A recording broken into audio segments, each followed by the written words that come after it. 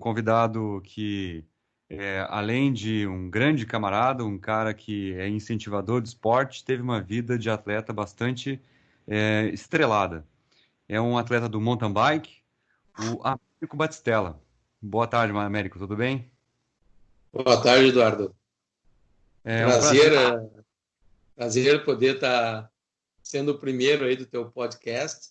Tá? Vai ser um trabalho bem legal. Acredito que vai ter muitas entrevistas interessantes aí. Obrigado, Américo. É um prazer mesmo. Tu estás inaugurando aqui a primeira ronda de entrevistas de convidados que a gente no podcast está fazendo. Não poderia começar sem menor brilho, né? Um brilho tamanho como é o teu nome. Desde que eu cheguei em Santa Maria, em 2012, por aí, e comecei a pedalar por aqui, eu sempre escutei falar Américo, Américo, Américo. Eu nunca vi quem era o Américo, né? Eu fui conhecer o Américo um ano depois que eu via tu passar rapidamente de mountain bike, enquanto eu ainda estava com a boca, com a língua saindo para fora, de tanto tentar acompanhar os guris ali. E eu só sabia, esse aí é o Américo, esse aí é o Américo. Américo, tu é um cara que aqui ilustra muito o esporte em Santa Maria, o mountain bike, e eu e muita gente tem curiosidade. Como é que tudo começou, cara? Bom, primeiro deixa eu me apresentar, né? Por favor, por favor. Meu nome é Américo Batistella, eu tenho 50 anos, casado, pai de 2 filhos, da Ana Carolina e João Francisco. Tá? Eu trabalho com o ramo de confeitaria, eu e minha esposa, e também sou organizador de eventos de mountain bike, ciclismo aí, e diretor da Federação Gaúcha de Ciclismo. Bueno, vamos lá então. Olha, começou desde criança, né? Começou quando eu iniciei a pedalar, na verdade, né? A minha primeira pedalada já foi numa descida. O meu irmão,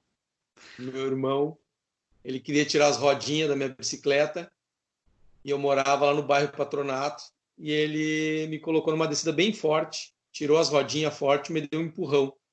Eu tinha de 6 para 7 anos e era uma ladeira. E eu peguei o equilíbrio e fui embora naquela descida. Só que lá no final da descida tinha um desnível por causa da água. E aí, quando bateu naquele desnível, quebrou o guidão da frente todo, assim, eu voei, caí na rua. Já foi ali o meu primeiro contato com a bicicleta, né? Daí tem uma coisa engraçada que pro meu pai não ver, a minha irmã, meu pai e a minha mãe não ver. A gente foi numa oficina, na oficina do Fusca, lá na Presidente Vargas, soldar o guidão. Aí chegou lá, o cara fez uma solda, colocou uma bola de solda, assim, e aquele negócio vermelho, meu irmão, costa o dedo aí pra te ver, de sacanagem, né, cara? E eu, coloquei o dedo, queimei o dedo ali, né?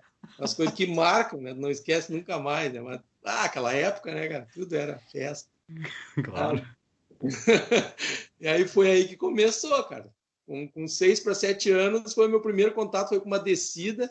Eu acho que aquilo ali já me desbloqueou meu cérebro para medos, enfim, de ter sempre um passo à frente, né? Desde ali, meu pai sempre me incentivou com bicicleta. Ele, nesse bairro que eu morava, muitas crianças da minha idade tinham aquelas Garelles, que eram umas motinhos, né? A motor de, sei lá, 50 cilindradas. Meu pai nunca me deu moto, ele sempre me dava as bicicletas, eu corria atrás dos caras de bicicleta. Eu sempre correndo atrás, e acho que ali começou a formar também já, né, a formação física já ali, desde pequenininho já.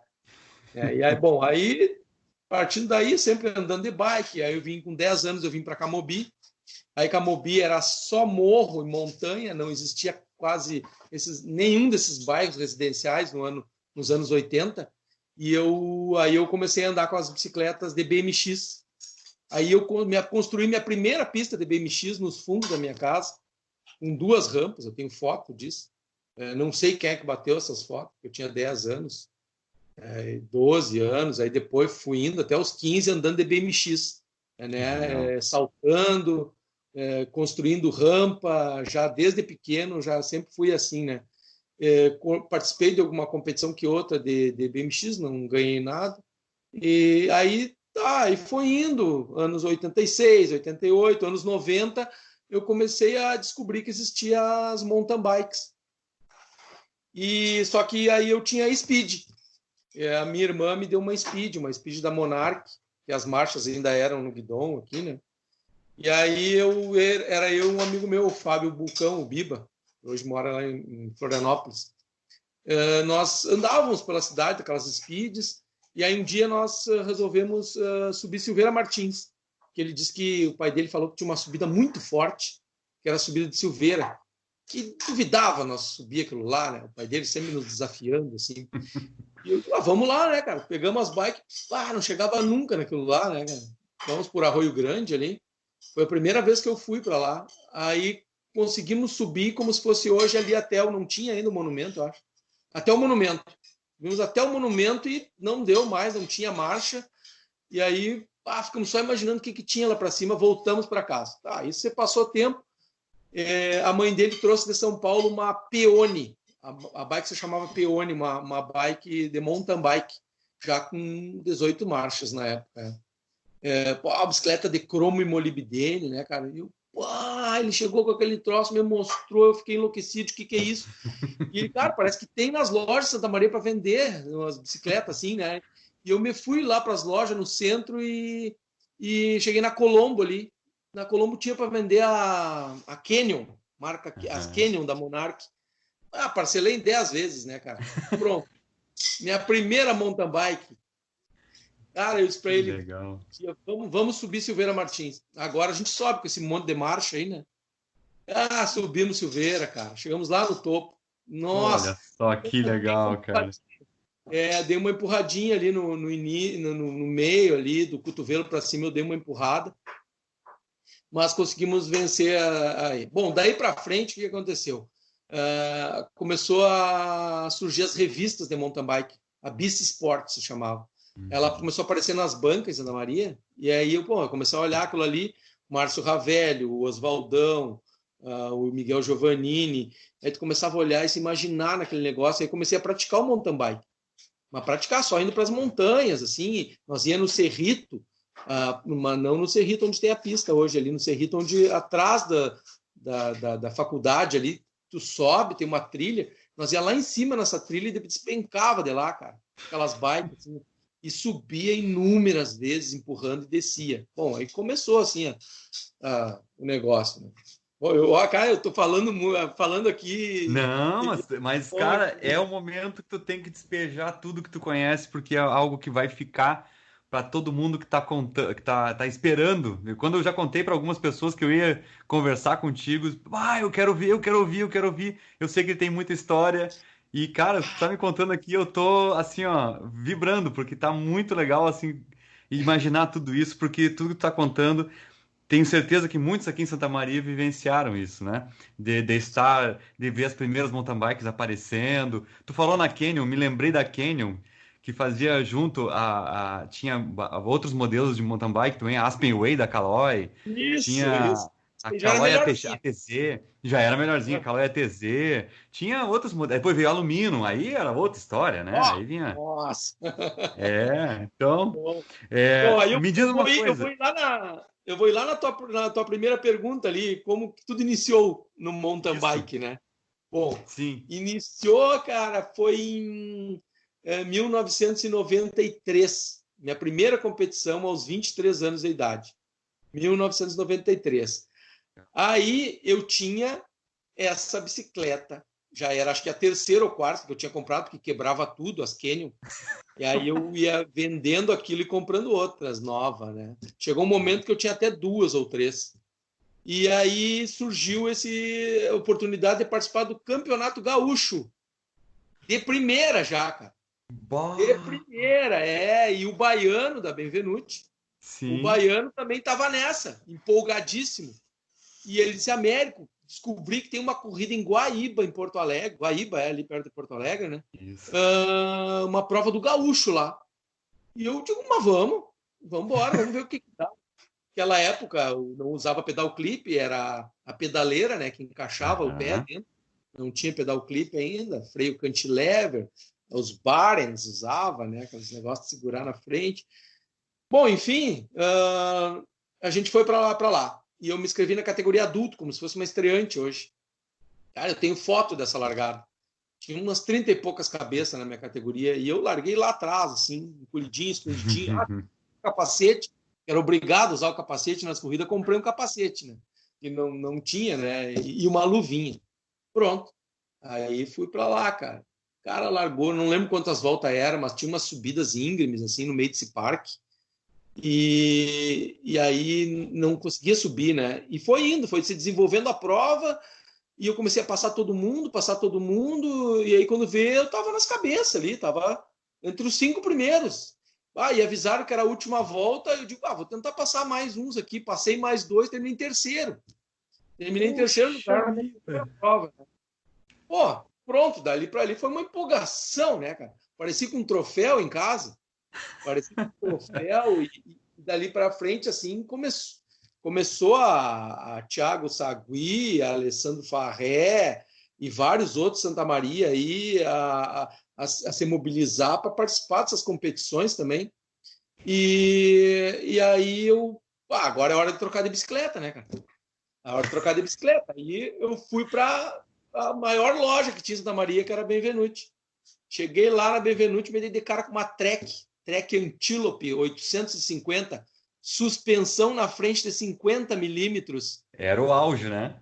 Era o auge, uns pneus Kenda, assim, grandão. Tipo, nossa, que isso? Como é que aí, dona Cátia, como é que é essa bicicleta aí? Pode parcelar, pode isso, pode aquilo. Eu digo, não, então eu quero essa bicicleta. Cara, comprei a Trek 850 Antelope. Quem tem essa bicicleta até hoje é o Charão, cara. O Charão, que mora lá no Amazonas, parece que é. Aí, bom, daí aquela bicicleta ali foi uma loucura, suspensão na frente. E aí só foi. Aí comecei a participar de corridas. Isso, olha só, agosto de 1993 foi a minha primeira prova na categoria adulto. O que eu fiz? Eu comecei a treinar e neste mesmo ano eu corri na categoria cadete, que seria uma categoria antes da elite. Isso foi em novembro, dezembro do mesmo ano. Eu saí campeão gaúcho na categoria cadete. Campeão gaúcho da categoria cadete de cross country e campeão gaúcho na categoria cadete de downhill. E foram os 2 campeonatos no mesmo ano ali, era uma etapa só, né? E eu já, nesse mesmo ano que eu iniciei, eu já fui campeão gaúcho. Né? Foi meu primeiro título, inclusive o repórter, o Regis Racing, aquele, acho que não está mais na RBS, ele me entrevistou lá na cidade de Três Coroas. Bom, ali daí para frente eu explodi, né? Porque comecei a ficar conhecido. Saí em todo o estado, ficou mais fácil de eu conseguir patrocínio também. Aí a Benvenuti começou a me apoiar mais. Cara, início de 1994, eu já era atleta profissional. E tu sonhava ser atleta, Américo? Não. Só foi acontecendo? Foi acontecendo, sim. Eu só brincava, assim. Eu tinha aquela gana de ganhar tudo, de vencer, de estar sempre competitivo, sabe? Não gostava de chegar em segundo lugar, em nada. Segundo lugar, para mim, é o primeiro dos perdedores. Né? Então, eu sempre fui muito competitivo. O Prola pode até afirmar isso aí. Tu deixou descendentes, o Prola é bastante competitivo. Prola, muito legal. Então, aí já nesse ano, em 1994, o seu Oscar Carles e a dona Cátia Carles foram para o Japão e lá eles conseguiram um patrocínio para mim, da Giant. Então foi o meu primeiro patrocínio profissional, eu ganhava em dólar, me chegou uma bicicleta, uma Giant CFM1, toda em fibra de carbono, toda XTR, com RockShox na frente, era toda XTR, de pé a cabeça, a bicicleta era assim, como se fosse hoje uma bicicleta top de linha mesmo. E que equipe era? Que equipe que era? Ele tinha uma equipe ou era patrocínios isolados? Da Giant mesmo? Giant oficial do Brasil. Uau, que show! Sim, eu era atleta Giant, eu era atleta oficial, era eu e mais alguns pilotos aqui no Brasil. e claro. éramos os atletas oficiais dessa equipe aí. Bom, aí daí para frente só foi, né? Aí eu fui E para isso, e aí tu competiu bastante aqui no Brasil, deve ter rodado vários estados, cidades aqui pelo Brasil. E eu sei de uma história que tu teve morando fora, ficou um tempo fora também, né? Sim, isso foi em 1996. Uhum. 1996, eu estava naquela loucura de mountain bike, né? Eu vivia disso, ganhava bem para isso, né? Eu tinha várias bicicletas e tal. E aí tá na hora de eu partir, né? Eu não vou nem tentar muito por aqui, eu já quero ir longe. E como eu falo um pouco de inglês, né? Minha Sim. família me colocou em inglês quando eu era pequeno. E então eu sabia arranhar o inglês, né, cara? Digo, eu não vou passar necessidade lá, né? A minha irmã me emprestou um cartão de crédito e eu me fui, né, cara, para Califórnia no ano de Ah, o, 1996. o berço do mountain bike. Isso, cara. Eu nem, não levei bicicleta, né? Eu fui para comprar uma bicicleta lá. Aí lá eu Uhum. comprei uma GT. Minha primeira bike lá foi uma GT. A GT tava no auge naquela época. Comprei uma GT de alumínio. Depois comprei uma Cannondale também lá. E lá eu também consegui patrocínio. Lá uma empresa que fabricava um óculos que envolvia toda a cara, assim, através de um amigo, uma pessoa que eu conheci lá nos Estados Unidos, que não me conhecia aqui no Brasil. O cara viu meu potencial e disse: Não, vamos, eu vou te levar num lugar, eu vou te apresentar um empresário. E vou falar quem tu é, e se ele for com a tua cara ou tiver afim, ele vai te ajudar. Cara, sentamos num restaurante lá num lugar, começamos a conversar. E ele disse assim: Não, eu vou pagar todas as tuas competições, todas as tuas provas aqui nos Estados Unidos. Tu só me passa o número de uma conta, tu me fala a competição que tem que ir, eu te deposito o valor lá e tu vai me mandando fotos, né, por e-mail, do que tu está participando. Naquela época não tinha muito assim rede social, né, essas coisas. Sim, claro. Não tinha nada, era só isso mesmo.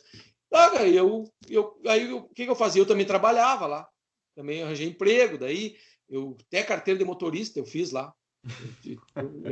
Dei um jeitinho lá e fiz porque eu trabalhava na Hertz, que é aluguel de carro, aí eu, bem na beirada do aeroporto, aí chegava os carros sujos, eu carregava os carros sujos até um lugar assim, um lugar para lavar e trazia um limpo. Aí eu ficava a manhã inteira fazendo aquilo. Aí de tarde eu trabalhava num cinema lá, eu limpava a sala de cinema. Saía, terminava as sessões, eu limpava a sala do cinema. Aí eu saía às 5 horas, aí vinha para casa e ia treinar. Pegava a bike, essa era a minha vida lá. Fiquei um ano lá fazendo isso. Trabalhando, Nossa, patrocinado e competindo, né? Aí vim embora que, para o que Brasil. crescimento, né? Que Foi crescimento. bem. E agora tu falou dessa história de treinamento, de trabalhar. A questão, tu chegou lá e comprou uma GT, que tu falou que a GT estava em alta. E o que me vem à cabeça é o que eu, nos anos 90 ali, quando pedalava também, a dificuldade que se tinha de conseguir equipamentos, né? Que a gente, um câmbio, se quebrava um câmbio aqui, era, para tu conseguir comprar, era um absurdo de caro. Tu sentia diferença, muita diferença na aquisição de equipamentos que tinha nos Estados Unidos ou que tinha aqui no Brasil, não? Sim, lá. Eu chegava lá, Mesmo qualquer naquela loja. época. Naquela época, eu chegava em qualquer loja, lá tinha qualquer coisa, né? Não Hum, interessava. Assim, era muito fácil de comprar, adquirir, inclusive. Quebrava, rasgava pneu, qualquer coisa. eh, Tinha na hora as peças. Aí numa loja lá, os caras já trocavam tudo. E até nas competições mesmo, né? Aquela época era tudo meio solto a coisa. Tu quebrava um câmbio, a Shimano te dava um câmbio lá na hora de graça, né, cara? sim. Entendeu? Era bem, É bem legal, assim. bem E eu me bacana, né? O destacava. suporte. Eu me destacava nas competições, estava sempre meio nas cabeças lá, assim. Então, Sim. foi legal, foi legal. O que me trouxe embora foi mais a saudade, cara. Porque lá É. tu vive muito sozinho, não tinha amigo nenhum lá, nada, nada, nada. Me sentia assim, isoladão, sabe? Eu me lembrava, sentia saudade até do cheiro da terra. Daqui eu chorava muito lá, assim, vontade de vir embora, ver a família e vir andar aqui nas montanhas de volta, sabe?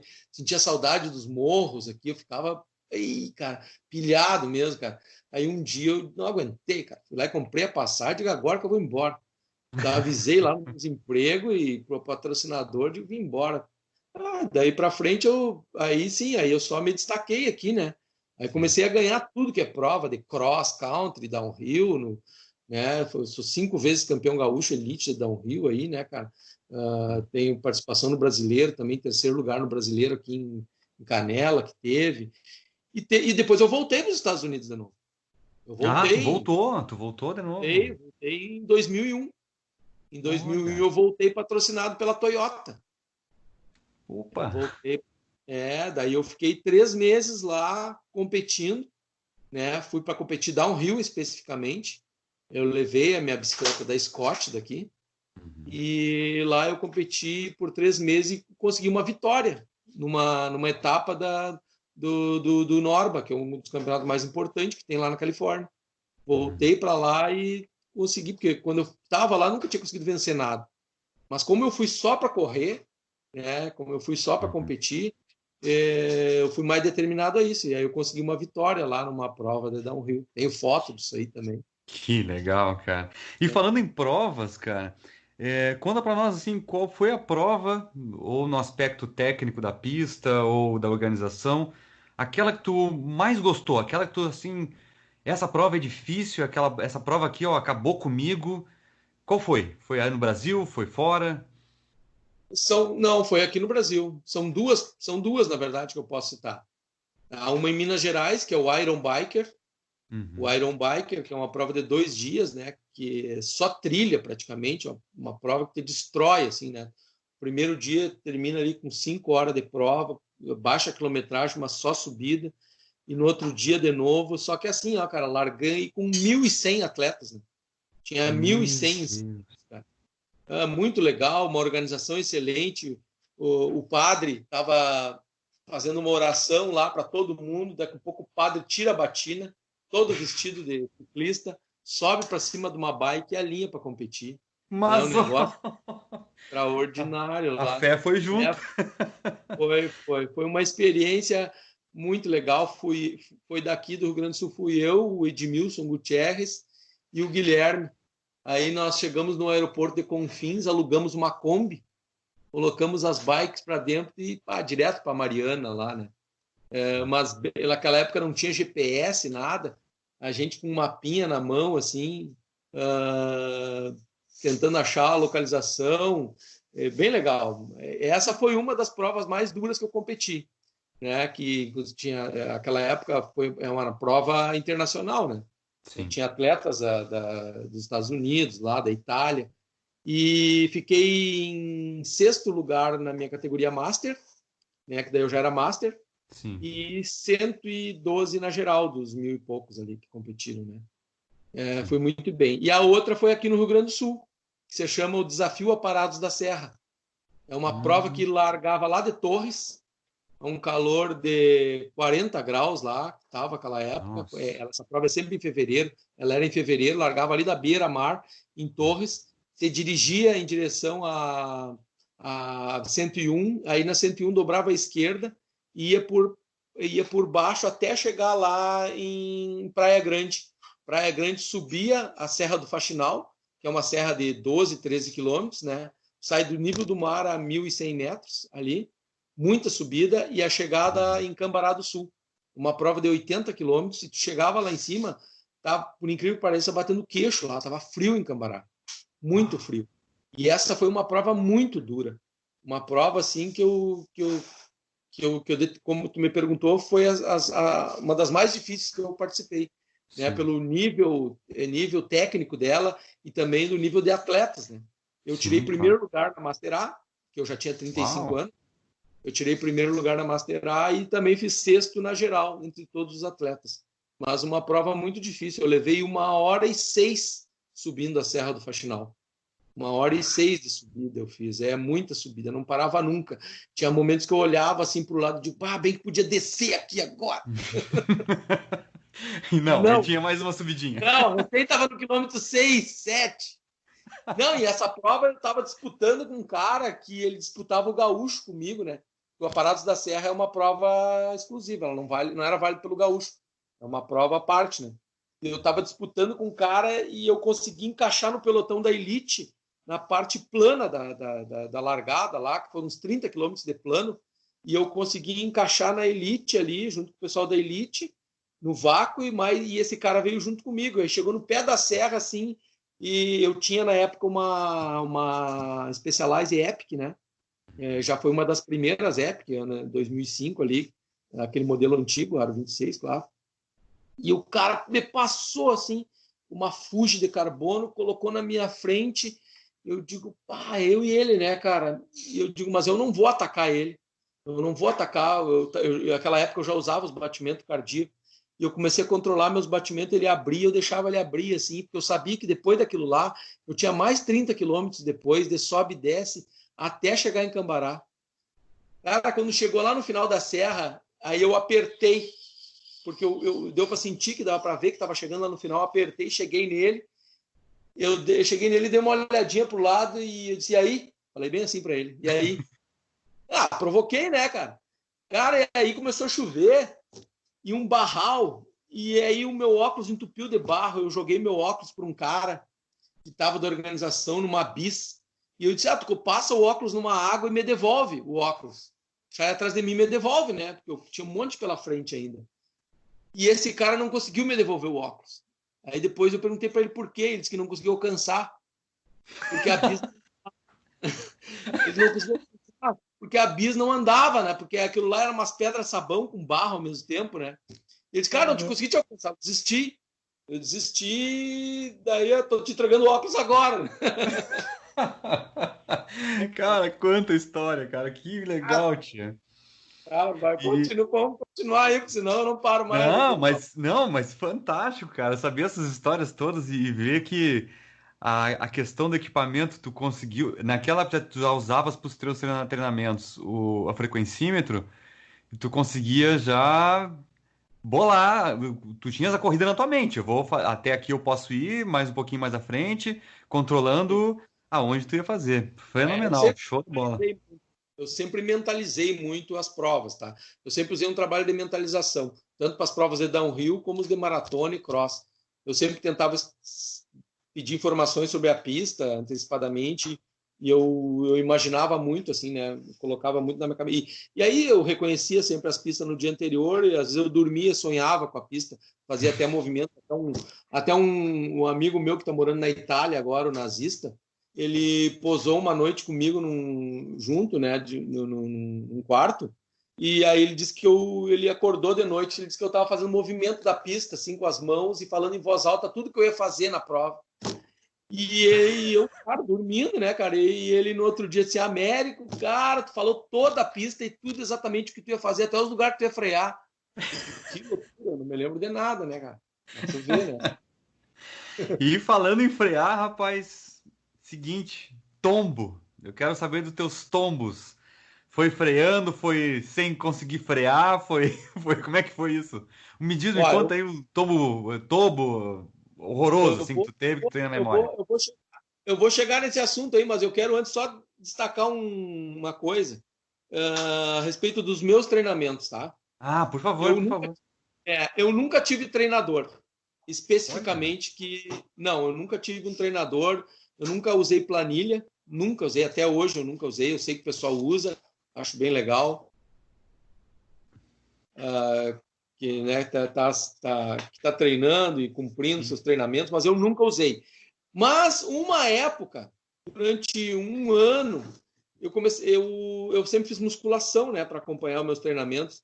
O Cléo Ribeiro, que hoje ele é professor de educação física, ele na academia ele se interessou e disse assim, cara, eu tenho uma ergométrica aqui dentro de uma sala, uma ergométrica profissional. Tu não quer fazer uns treinamentos, participar de um laboratório de treinamentos comigo, né? Eu faço anotações e tal. Eu digo, cara, vamos lá, vamos lá. Bom, cara, esses treinamentos eles eram tão intensos que eu chegava a desmaiar. Era um Nossa. treinamento que eu apagava. Era um treinamento muito intenso, era um troço assim que de nível altíssimo. Botava ventiladores ali e ele ficava do meu lado e mais um outro cara, e uma gritaria, e vamos, e vamos, e vamos. E eram tiros intervalados, sabe? Coisas assim, e eu fiz isso por um ano. Isso aí me deu um crescimento assim no cross country, cara, e na maratona, que qualquer lugar que eu ia, eu ganhava, cara. Né? Eu já tinha parado de correr downhill daí. Eu já tinha parado com o downhill, eu estava só nesse treinamento específico aí para cross e maratona. E esse cara aí me ajudou muito, assim, né? Esse foi um treinador que eu tive, assim, né? Sim. 3 vezes por semana nós fazíamos esses treinamentos na academia lá, acompanhado de musculação, treinos de isometria, enfim, né? Aí foi a única vez assim que eu tive um treinador. Bueno, vamos aos tombos, então. Eu quero saber dos teus tomos, cara. Conta. Olha, Tem pino nesse corpo, não? não, cara, não tenho nada, cara. Nunca Opa, quebrei nada. graças a Nunca Deus. quebrei nem o osso, mas eu trinquei já. Opa. Nunca quebrei, mas eu trinquei. Teve várias, assim, ó, no downhill principalmente, né? Você sabe que prova de cross e maratona eu não caía. Era muito difícil eu cair, assim. Cair era tombo de cair, levantar e sem machucado, dizer assim, não vou terminar a prova. Mas no downhill, sempre no sábado, tinha as competições, tinha a tomada de tempo, e aí tu fazia os treinamentos para essa prova de downhill ali no sábado, né? Para domingo competir oficialmente. Então, sempre no sábado acontecia as quedas, mas aí, como estava tudo protegido, joelheira, cotoveleira, capacete fechado, mais que me dava era hematomas mesmo, né? Hematomas pelo corpo, assim, das batidas. E no Rio de Janeiro, numa prova do brasileiro, num treinamento, essa é uma outra história, cara. Conta. No brasileiro, cara, era um Itatiaia, não me lembro o nome da cidade, eu fui em tanto lugar. E tinha uma rampa assim que atravessava a estrada lá no Rio de Janeiro. Era um salto muito alto e longo. E eu era patrocinado pela Scott, eu e o Markov. Cara, e eu vinha vindo atrás do Linhares até. E aí saltei junto com ele nessa rampa, só que eu puxei um pouco, puxei a frente da bike e ela virou para trás e eu fui com as mãos no chão. E aí nisso bati com o dedão muito forte e trincou um osso que tem aqui no dedão, escafoide, acho que é o nome. Escafoide. Bom, aí eu cheguei, né, cara, eu falei para um amigo meu não, tô conhecido, atleta, campeão brasileiro, Urubu. Urubu, famosíssimo, né? Eu disse, Urubu, cara, tô com um problemão aqui, cara, eu precisava ver o que dava para fazer nessa minha mão aqui, que eu queria competir. Ele, vamos no hospital lá. Aí tiraram um raio-x e disse, trincou o osso, o dedo, tu vai ter que enfaixar, engessar. Aí eu quieto, né, cara? Aí só pensando, mas vim até aqui não correr, né, cara? Pô, cara, os caras engessaram tudo ali, fizeram todo aquele trabalho, botei a mãozinha pro lado aqui, cara. Entrei para dentro do carro do Urubu, digo, Urubu, tu que é um cara experiente, tem alguma coisa que dê para fazer? E ele, vamos numa farmácia procurar morfina. E o cara, sério? Ele, não, vou te dar uma injeção de morfina no dedo para te correr. E eu, cara, você tem certeza disso? Não, eu já fiz.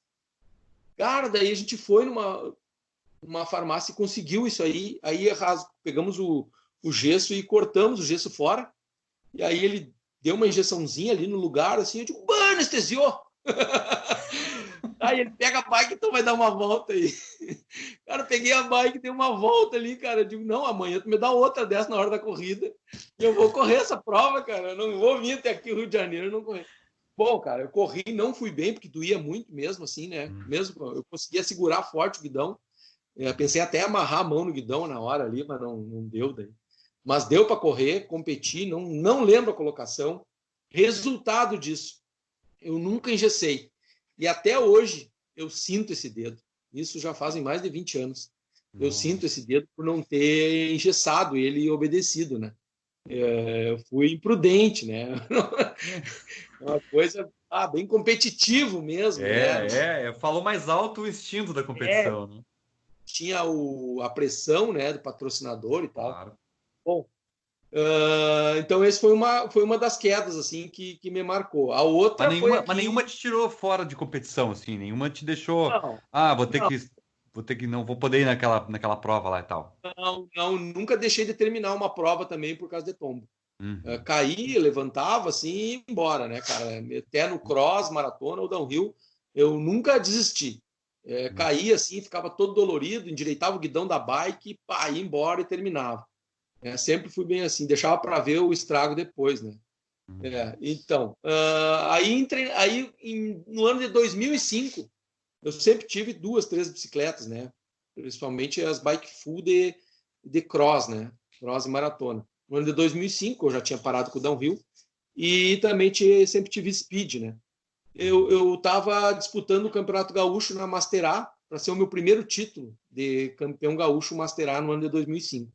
Já tinha saído de elite, né? Por estar com 35 anos.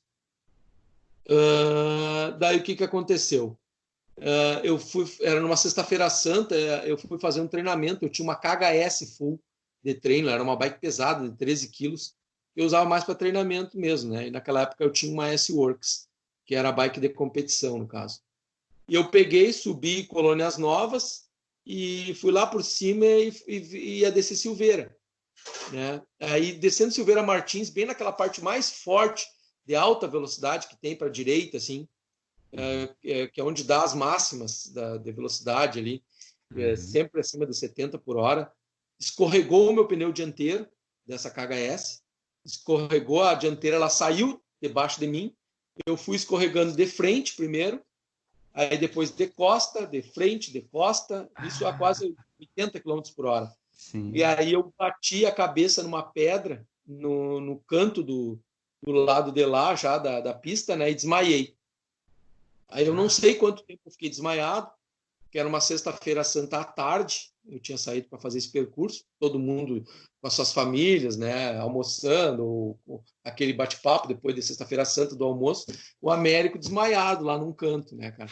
Aí eu acordei, quando eu acordei eu estava todo rasgado, a camiseta quase não existia, a bermuda só por um pedaço, e praticamente sem o couro de tudo, né, cara. Tava sem o couro das mãos, das costas, dos joelhos, das coxas, assim, tava carne viva.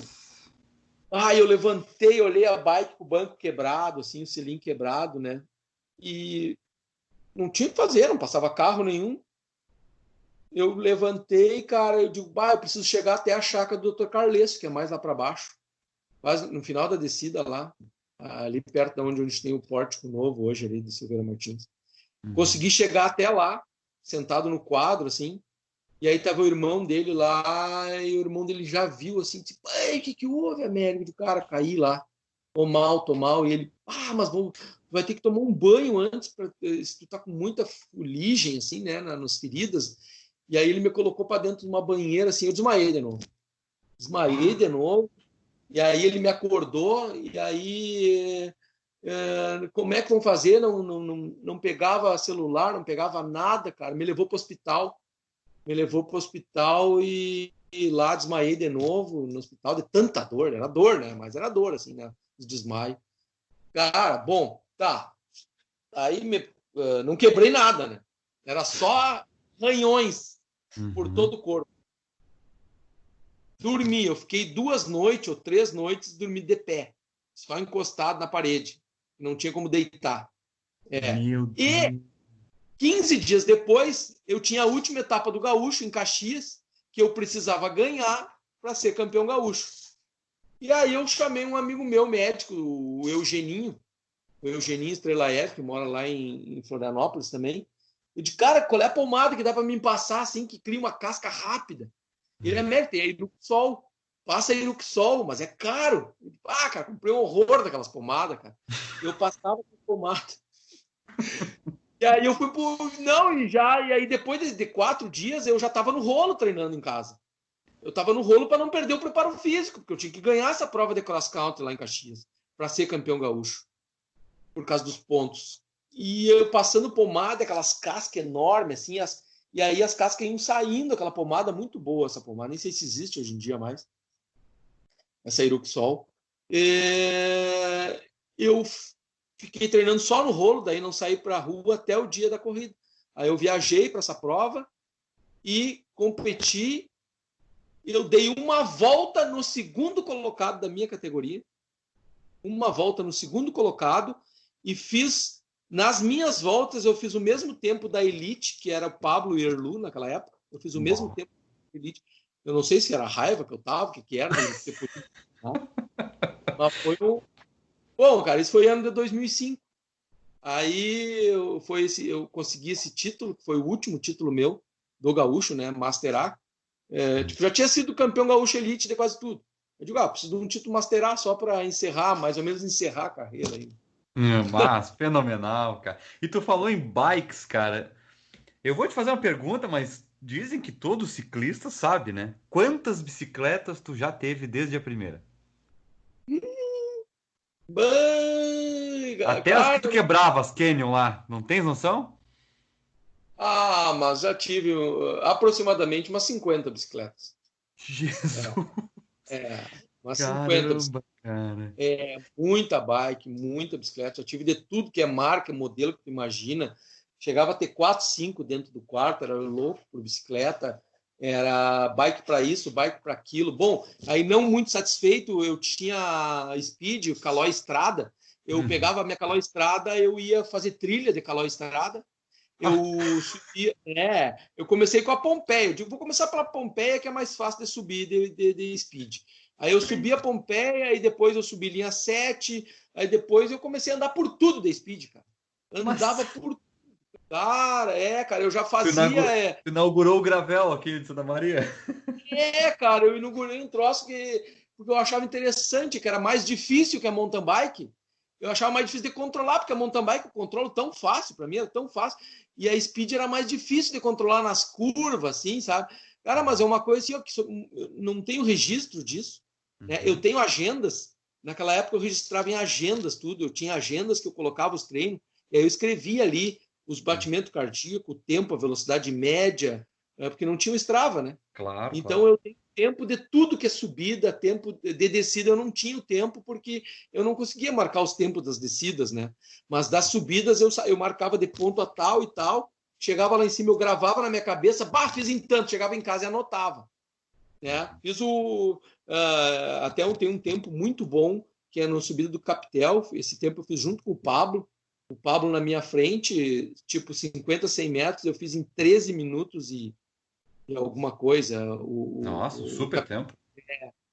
Muito forte. Naquela época eram 3 coroas. Eu não usei a coroa pequena, 22. Eu usava 32 com 32 atrás, nas 26. Isso era pesado, Nossa, pai. é pesado, bastante. Pesado. E se tu tivesse assim a oportunidade de ter ficado com uma das quase 50 bicicletas, vamos dizer assim, que eu até tô achando que é mais. Mas aquela bicicleta assim que tu disse assim, não, essa aqui é um prazer andar, foi a minha melhor bicicleta. Qual foi a tua melhor bicicleta?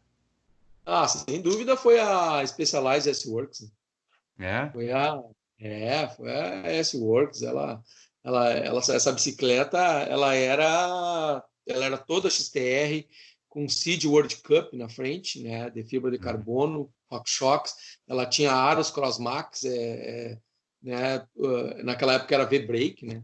Era uma Sim. bicicleta leve, foi a bicicleta de competição que competiu o Iron Bike, que eu participei de um monte de prova com essa bicicleta. E essa bicicleta ela tá em Santa Maria, guardadinha aí com o cara. Bah, olha só. Me Que arrependo de ter legal. vendido e eu tô de olho nela para comprar de volta só para ter. Sim, É, vira o troféu, né? Aquela, olha, essa aqui eu passei várias é, essa, coisas com ela. essa bike, essa foi a segunda Specialized que eu tive da Epic, né? Que primeiro eu tive a de alumínio, também já com um sistema Brain atrás, né? Uhum. E eu meio que revolucionei isso aí aqui no Rio Grande do Sul. Já usavam lá para cima, mas ninguém, bike full, tá louco usar full. E eu apareci com essa bicicleta numa prova, cara, full suspense, os caras me olhavam tudo atravessado, tá louco, vai andar com isso aí, né, cara? E eu já comecei a ganhar as provas de full, e aí já começaram, boa, né, os caras passam as valetas ali, nem sente, né, cara? Começaram a botar olho nisso aí. Uhum. Uma outra coisa que eu acho legal também, que eu me orgulho disso, que eu também fui o primeiro em Santa Maria a usar uma Aro 29. Eu fui o primeiro no ano de 2009. A Benvenuti trouxe as bicicletas de teste, umas cor de laranja, e o Uhum. Fernando me chamou e disse, Américo, dá uma volta aí. E quem foi andar junto comigo foi o Thiago Ludovic. Não Thiago duvido. Ludovic Thiago Ludovic cético, que Deus o livre, essas 29, essas rodas são uma porcaria. Cara, ele dizia bem assim para mim, eu digo, Thiago, E ele vai eu ouvir vou isso, vir. hein? Ele vai ouvir esse Ah, podcast. ele estava junto, e ele estava junto lá na trilha da Tetinha, cara. A trilha Aham. da Tetinha nós sempre fazíamos no sentido 3 barras Arroio Grande. Dessa vez eu disse Sim, para ele, não, nós vamos fazer o contrário, que é mais difícil de subir. Essa trilha sim. está fechada hoje. Tá fechada. E ele disse, mas ninguém sobe lá. Eu digo, Thiago, as rodas são 6 centímetros maior, eu vou subir aquela parte depois da cerca. Cara, eu disse assim, só abre a cerca. Ele abriu a cerca, cara, eu zerei tudo. Eu Uau! zerei e ele ficou com o queixo caído assim. Como é que pode? O cara é os roda grande, Thiago. Cara, o troço é demais. Ah, não sei, todo cético, né, cara? Não, cara, bom, o bicho comprou, nunca mais largou das 29 também, né? Depois, Sim. acho que em seguida ele já comprou a 29. Eu acho que ele foi também, cara, um dos primeiros ali até a Aro 29, foi o Thiago Ludovic, e, né? Mas já comprou um troço massa, assim, né, cara? E isso foi muito legal, cara. Que É isso bacana. aí. Mas assim, ó, para treinar, né, Américo, o cara que é ciclismo de estrada, eu sou mais do ciclismo de estrada do que mountain bike. Para mim, de certa forma, é pegar uma bicicleta, escolher um trajeto e tá, eu vou fazer subida, vou fazer plano, né? Mas o mountain bike, no teu caso do downhill, no teu caso do cross country, é uma pista fechada, tu precisa construir isso, né? Como é que foi para ti construir o teu lugar de treino? Tu teve que construir lugares para tu treinar, como tu falou, aos 10 anos de idade, tu tinha já a tua mini pista, vamos dizer assim, de BMX nos fundos da tua casa, e aos poucos tu teve que, depois quando foi se inserindo ali no mountain bike e tudo mais, downhill, tu teve que construir coisas para poder treinar, pistas, e se destacar no brasileiro como foi. Como é que foi esse processo de aprendizagem, de construir? A gente vê às vezes Sim, o Avancini, né, construindo dele e tal. Como é que foi para isso. ti isso? Isso aí, assim, ó, todo atleta que ele pode pegar. Falou o Avancini, não só ele, mas vários atletas de destaque em nível internacional e nacional, eles constroem pistas, eles constroem os lugares de treinamento deles. E isso, o cara, pá, mas por que adianta eu ir lá bater enxada lá? Não, cara, é uma questão de visualização. Tu tá trabalhando com o terreno ali, tu tá fazendo a rampa, tu tá limpando aquele lugar onde tu vai cruzar, tu visualiza aquilo na tua cabeça e depois, não precisa nem ser naquele lugar, quando tu for passar um dia em outro lugar, aquilo ali está visualizado já na tua mente, que tu tem que desviar dos obstáculos de tal maneira. Então, construir pistas é uma coisa vou dizer, dos campeões mesmo. Os Com caras que certeza. estão nas pontas aí, os caras constroem. Eu já fiz muita pista, principalmente de downhill. De Uhum. downhill eu abria os matos aí, aqui em Santa Maria, né? Não cortava árvore que não era necessário, mas eu sempre limpava bem o mato, fazia os paredões, sempre tive em contato muito direto com a natureza, né? Claro, para Uhum. isso tu tem que ter tempo, mas final de semana. Cara, não é necessariamente tu vai ter que ir lá fazer um treinamento.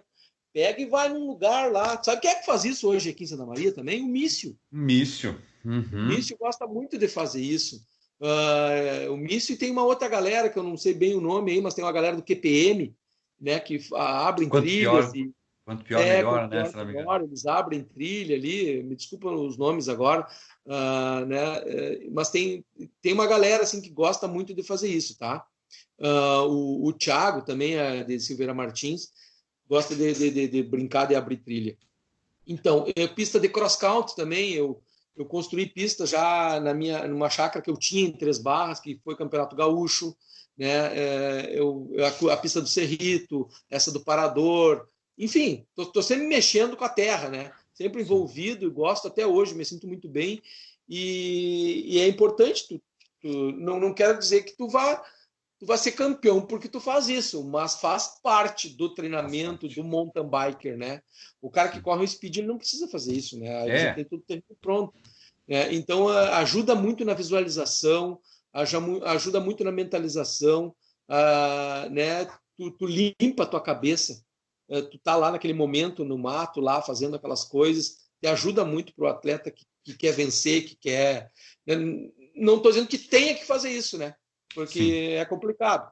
Mas é legal, eu sempre construí, adoro construir, né? Então faz parte aí do, faz do parte. esporte. Isso aí.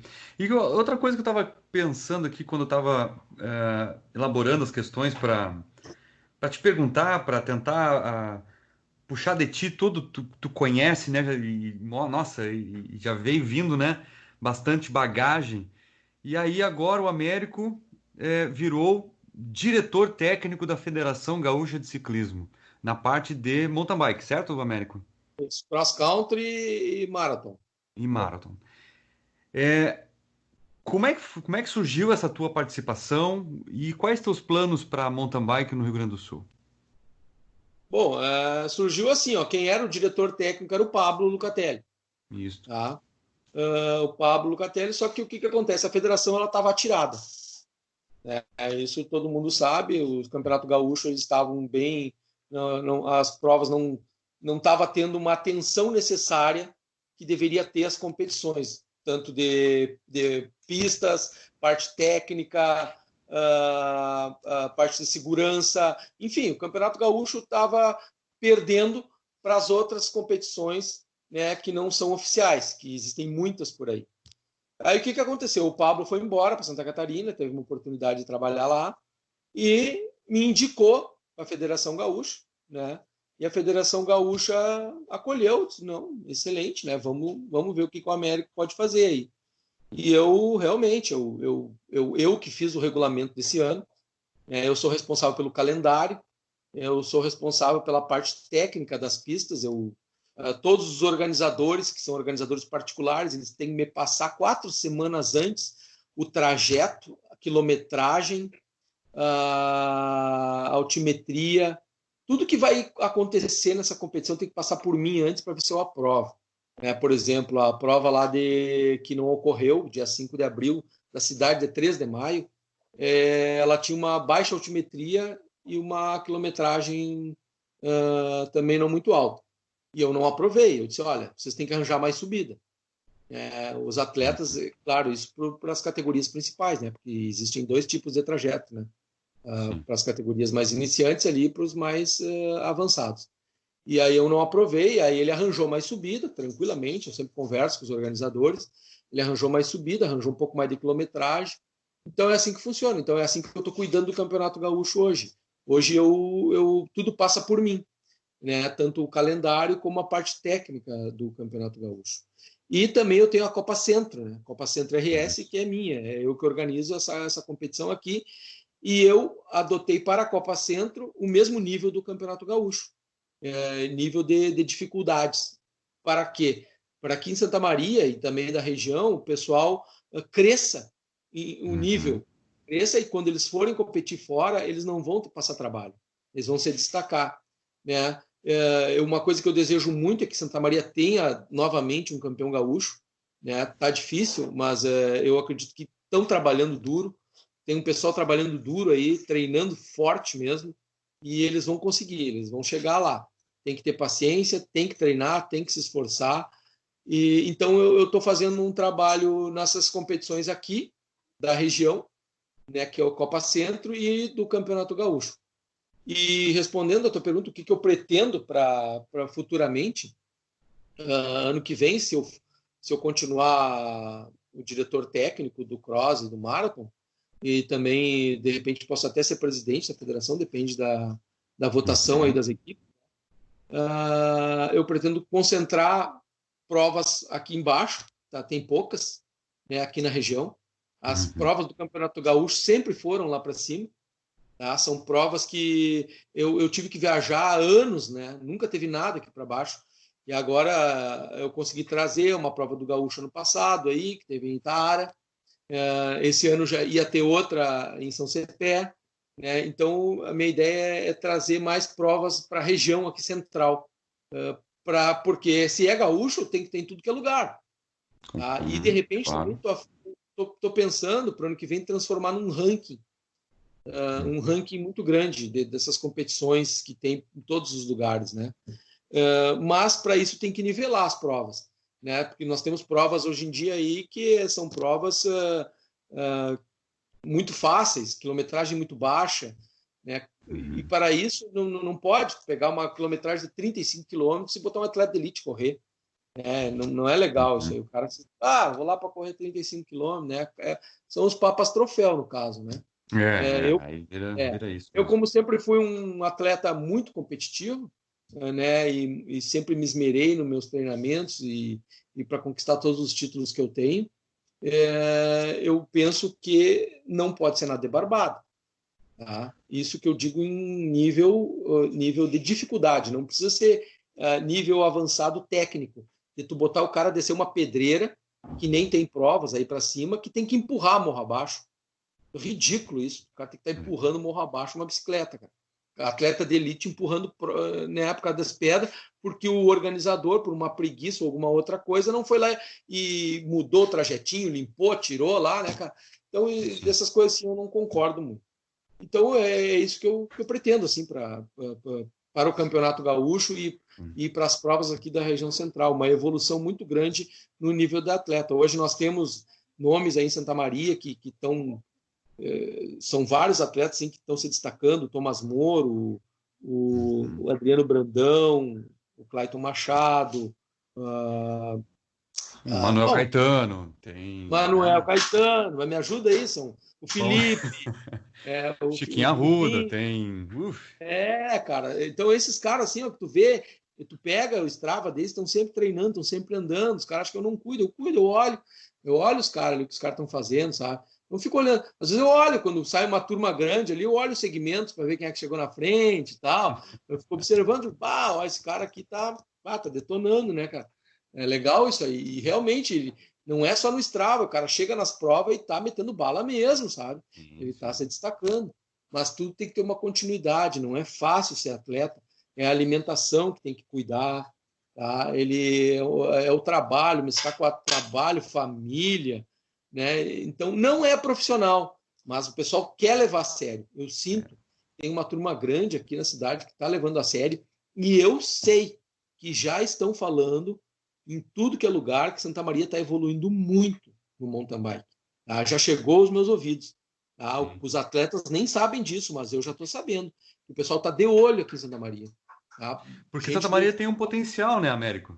Santa Maria tem potencial, um potencial, vamos dizer assim, geográfico, porque ele contempla todos os tipos de ambiente de morro, de montanha, de downhill, como queira, de marathon, perdão, ali pega Pains ali, por exemplo, que nem é tão assim plano, não é? Então é, tem potencial. Santa Maria tem potencial e olha, tu sabes disso, tem gente pedalando. Tem muita gente pedalando. muito, muito. E então uma necessidade, e isso eu achei fantástico que isso tu está dizendo, de trazer provas cá para baixo, vamos dizer assim, do meio, no coração do Rio Grande, né? Trazer provas para cá, porque Santa Maria tem muito potencial, muito atleta bom e que precisa se tomar uma atenção, né? Trazer umas provas para cá, porque para que os atletas aqui de Santa Maria também possam ir para outros lugares. Então, esse vai e vem é importante, né? Nós não podemos deixar de destacar os entusiastas, que é a Muitos, grande maioria, é tá? verdade. Aqueles que não competem, aqueles atletas que amam o mountain bike, o ciclismo de estrada, e saem para se superar, para chegar no topo da montanha, para cumprir o percurso. Esses também têm que ser valorizados, tá? Eles têm ali, colocam no Strava os pedal dele, com as fotos deles, é muito legal, publicam, se sentem bem, faz bem para a saúde, estão incentivando, estão dando exemplo na sociedade, estão fazendo a cultura crescer, né? Enfim, e é a grande maioria. Se tu pegar, nós temos 100 atletas em Santa Maria que competem. 100. E 2.000 que pedalam. É, É o que tenha. Né? Então, esse pessoal, ele é a grande maioria e também é um pessoal que eu quero dar um recado, já aproveitar que nós estamos fazendo esse podcast aqui, claro. na segurança. Na segurança. Já foi batido, já foi falado, o pessoal já sabe sobre sinalização, não andar na contramão, mas não adianta. Semana passada, eu vi 2 casais pedalando aqui no trecho de Silveira Martins, né? Casais, incrível, no mesmo dia, eles pedalando, eles estavam certo, um atrás do outro, só que sem iluminação nenhuma, às 19 horas. já escuro. Aí, aí eu de longe eu vi que eles estavam sem iluminação, eu diminui a velocidade e eu disse, é perigoso, coloca uma luzinha, né? Ah, tá. E fui embora. Cara, mais adiante, ali perto do Keeper, outro casal. Aí eu insisti mais. Aí eu diminui bem a velocidade, parei perto do lado deles e disse assim, está muito perigoso, não dá para enxergar vocês. Eles, nós estamos iniciando. Eu digo, mas vocês têm que colocar uma luz atrás. Se vem um falando no celular, cara, que é normal, hoje em dia atropela vocês dois. E a guria, nossa, é mesmo, amor, falou pro cara, né? Sim. Então, assim, ó, um mínimo é iluminação atrás da bicicleta e andar em fila indiana. Não andem um ao lado do outro, em lugar nenhum, não interessa. Até na subida da serra, que atrapalha os caminhões, tá? Andar um do lado do outro. Ali tem acostamento ainda, né? Ainda vá, assim, até Sim. passa dois, né? Mas um momento que afunilou um do lado do outro, muito cuidado. Quando não está chovendo, que agora fez muito tempo seco, aí cuidar essas curvas nas descidas de estrada de chão, tá bem seco, tá fácil de cair, né? Então, Sim. preservar. E agora esses dias caiu aqui na descida aí da Pompeia, né? Da O Pompeia. Paulo, Uhum. o Paulo está em estado grave, né? Infelizmente, acidentes acontecem, Acontece, mas claro. tem que tentar evitar o máximo que puder. Pois é. Uma das coisas que até, já que tu tocou nesse assunto da iluminação, da segurança, a gente sabe e eu vou tocar num ponto que a gente sabe que o lojista que vende a bicicleta para os iniciantes, o lucro deles com a bike até não é tão grande, que eles ganham Porque bastante, sabe? Se ganha mais nos equipamentos, acessórios, essas coisas assim. Mas se um lojista ou os lojistas que um dia vierem a escutar o podcast, esse podcast que nós estamos conversando aqui, não vai ser o único que eu vou falar junto às pessoas que eu estou convidando para conversar. Se fosse possível ao utilizador, o entusiasta da bicicleta que está começando, pelo menos uma luzinha atrás, dar de presente para o atleta que está começando. Não custa nada, é um agrado que se faz, mas é uma segurança que se tem, que o atleta, digamos assim, tem para poder sair e se escurecer, ele fica visível à noite, não é? Mas é só uma questão da gente conversar ir, né, falando com os lojistas e sugerir, é uma sugestão que eu dou, né, Américo, para quem estiver perfeito. Eu ouvindo. acho importante. E não custa. É muito barato aquela luzinha. Tem uma luzinha traseira ali que é. Nem sei quanto é que é aquilo, mas é barato, sabe? É Acho barato que. demais, para o lojista não sai, e é um agrado que se faça, né? Sim, Américo, ó, você dá essa luzinha traseira, aí a da frente tu compra. exato, claro, claro, da frente, né? Vamos dividir a dívida, vamos dizer assim, né? Vamos dividir a conta. Américo, estamos chegando no fim da nossa conversa. Estou tomando muito teu tempo, mas é um prazer assim Imagina, é enorme, um cara. prazer enorme estar aqui falando. A minha última pergunta é a seguinte: nós estamos vivendo esse momento de pandemia, né? Em que, de certa forma, eu já vi o teu depoimento, a tua fala no Instagram, se não me falha a memória, sobre esse isolamento social, sobre a questão da gente se cuidar, que tudo vai passar e que vai passar mesmo. Uma das coisas que a bicicleta traz para nós é a aproximação social. Ela coliga muitas pessoas de diferentes castas, vamos dizer assim, sociais, da pessoa mais simples até a mais afortunada. Ela agrega, ela traz pessoas todos ali ficam iguais, né? Ela agrega as pessoas para a mesma razão, a razão de pedalar, algo que se começa desde o Américo lá com 7 anos de idade, aquela coisinha infantil, aquela brincadeira que a gente tinha e vai dando prazer. Depois dessa pandemia, depois desse isolamento social, eu sei que tu tinhas programado para Santa Maria e a região algumas provas, né, que acabaram por ser adiadas, vamos dizer assim. Ainda estão programadas para pós-pandemia, Américo? Bom, assim, ó, a prova do Parador, que era 29 de março, né, não pôde ocorrer, né, porque está Claro. bem A São Cepé, seria agora final de semana, também não. O que vai acontecer? Vai acumular muita prova uma em cima da outra, tanto do Gaúcho como da Copa Centro. Acredito que eu não vá conseguir fazer todas as provas da Copa Centro, assim como também do Gaúcho, eu acho que eu não vou conseguir colocar todas as provas no calendário, mas eu vou tentar. Eu tinha programado uma prova de speed para 7 de junho, a subida da serra daqui de Itara? Itaara, tá? Já com autorização da Polícia Federal, Rodoviária Federal, já tinha autorização. Ia ser uma prova muito legal. Ela ia largar ali no pé da serra, ia dobrar lá em direção a Val de Serra, ia até o final do asfalto e a chegada ali. Uma prova de 58 quilômetros, e a chegada de volta ali em Val de Serra.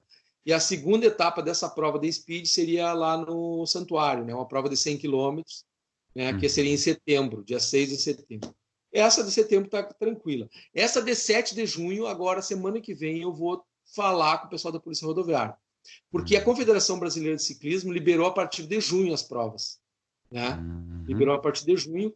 E eu teria para 12 de junho a prova do Parador, que vai ser a primeira prova de todas aí, daqui da região, inclusive do estado. Eu acho que vai ser essa.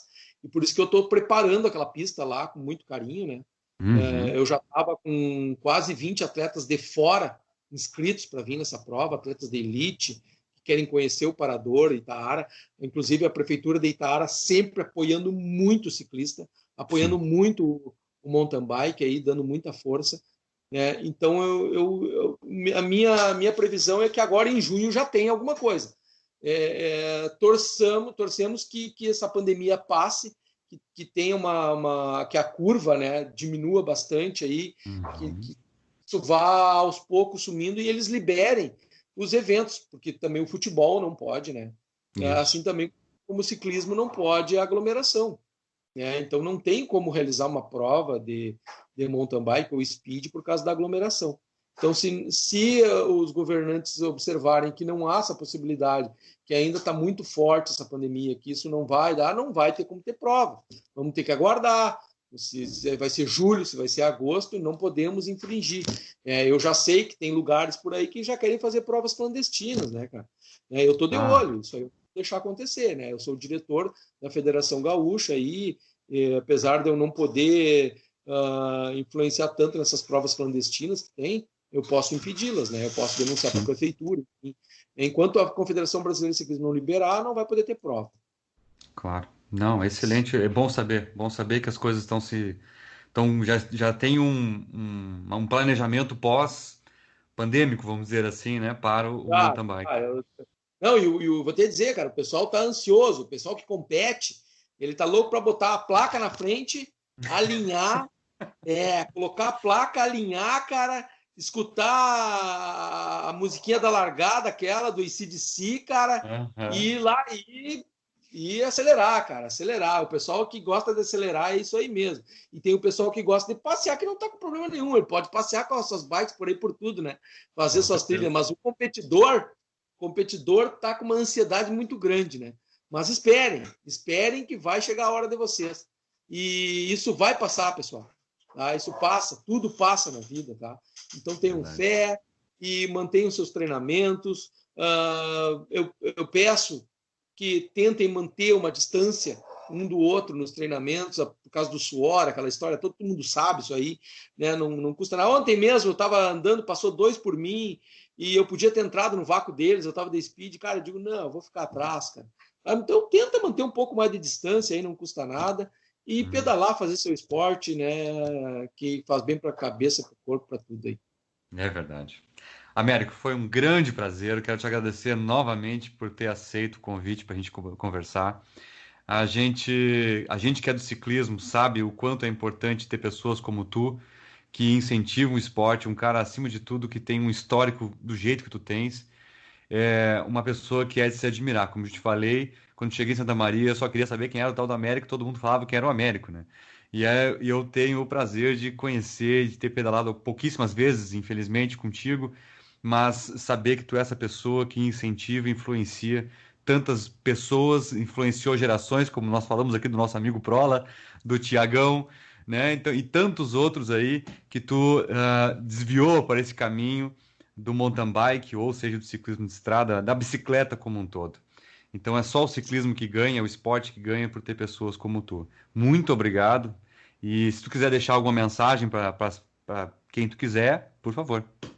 A mensagem que eu tenho para dar é para ti mesmo, cara. Pela tua iniciativa, tá?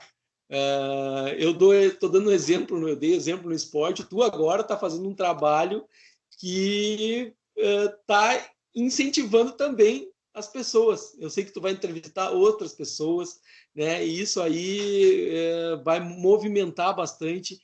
Tu está fazendo história também a partir dessa minha primeira entrevista. Parabéns, tá? E segue em frente. Pode contar comigo para o que tu precisar. É isso aí. Igualmente, Américo. Obrigado, viu? Valeu. Agradeço. Obrigado por tudo. Um grande abraço e Prazer. até a próxima. Que não é a última vez, é até a próxima. Até a próxima, com certeza. Um abração. Abraço.